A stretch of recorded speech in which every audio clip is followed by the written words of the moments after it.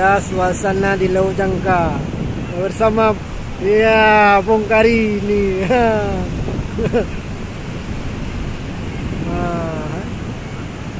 Kok tajam itu. Mari.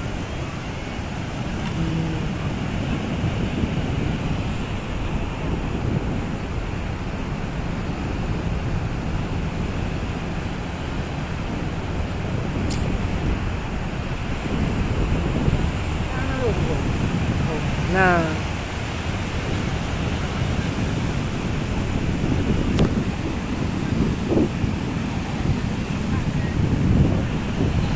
indahnya Laut Jangka, Bung Kari.